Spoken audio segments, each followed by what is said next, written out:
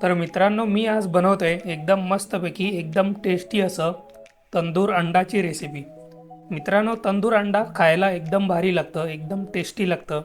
तर मित्रांनो, आता आपण तंदुरी अंडा जो आपण बनवतोय ना, तो घरी बनवतोय।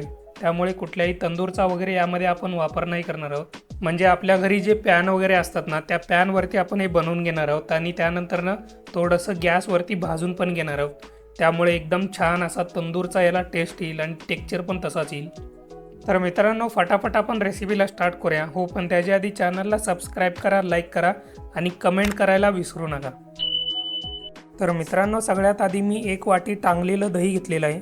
म्हणजे दह्यामधलं जे पाणी असतं ना, ते काढून झाल्यानंतर जे घट्ट दही राहतं ते दही घेतलेलं आहे। आता या दह्यामध्ये थोडीशी हळद, 1 चमचा लाल मिरचीची पावडर, 1 चमचा आलं लसणाची पेस्ट, अर्धा चमचा गरम मसाला, थोडंसं चवीपुरतं मीठ आणि सगळ्यात शेवटी थोडीशी कट केलेली कोथिंबीर आणि त्यावर अर्धा लिंबू पिळून घेतोय। आता हे सगळे मसाले दह्यामध्ये टाकून झाल्यानंतर दह्यामध्ये चांगल्या प्रकारे मिक्स करून घ्यायचं आहे। आता यामध्ये 1.5 ते 2 चमचे बेसनाचं पीठ टाकून घेतोय। दही थोडंसं पातळ असल्यामुळे ना बेसनाचं पीठ यामध्ये टाकावं लागतं।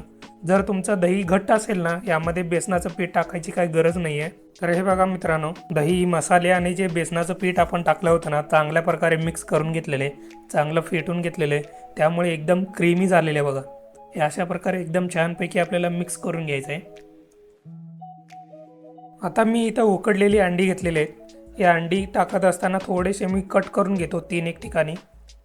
म्हणजे त्यामुळे काय होईल, मसाल्यांचा जो फ्लेवर वगैरे असतो ना, तो चांगला अंड्यामध्ये उतरतो। त्यामुळे अंड्याला जो तंदूरचा टेस्ट येतो ना, तो एकदम छान येतो।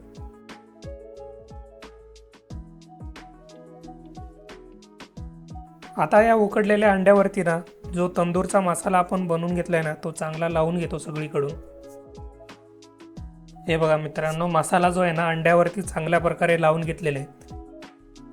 आता या अंड्यांना कोळशाचा धूर देणार आहे। त्यासाठी एक कोळसा मी चांगला पेटून घेतलेला आहे गॅसवरती। आता या कोळशावरती मी थोडंसं तेल टाकून घेतोय। तुम्ही यावरती तूप किंवा बटर पण टाकून घेऊ शकता। आता हे 5 ते 10 मिनिटांसाठी झाकण लावून ठेवून द्यायचं आहे असंच। त्यामुळे कोळशाच्या धुराचा जो फ्लेवर असतो ना, तो चांगला अंड्यांमध्ये उतरतो। त्यामुळे अंड्याची जी टेस्ट असते ना, ती तंदूरवाली एकदम छान येते। आता मी इथे ग्रिलिंग पॅन चांगलं गरम करून घेतो।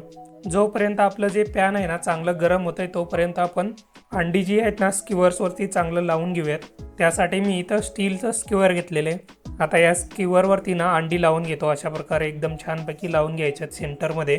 आणि जेव्हा पण स्किवरवरती अंडी लावून घ्यायचं असतात ना, तेव्हा अंड्यांवरती चांगला मसाला लावून घ्यायचा आहे आणि त्यानंतरच स्किवरवरती लावून घ्यायचे।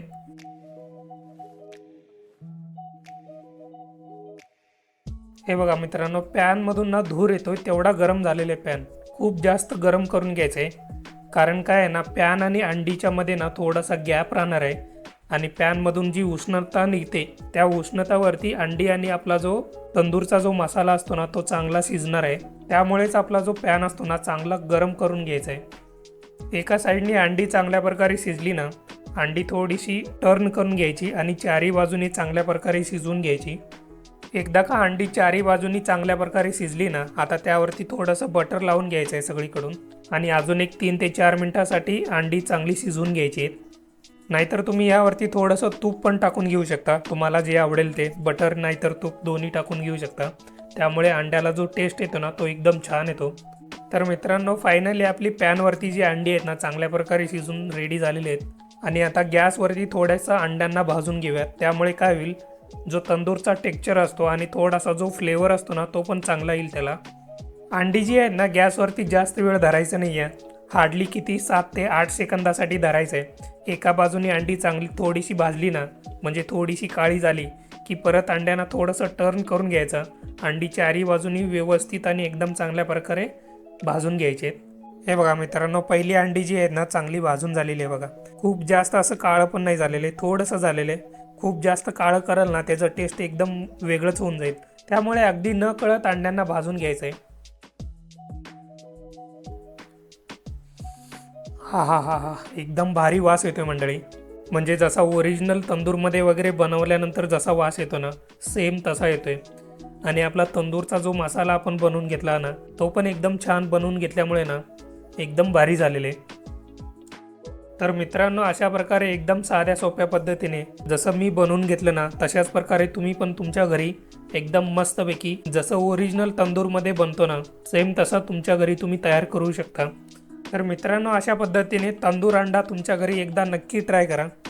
तर मित्रांनो, ही आपली रेसिपी तुम्हाला आवडली असेल तर लाईक करा, कमेंट करा आणि सर्वात महत्त्वाचं आमच्या चॅनलला सबस्क्राईब करायला विसरू नका।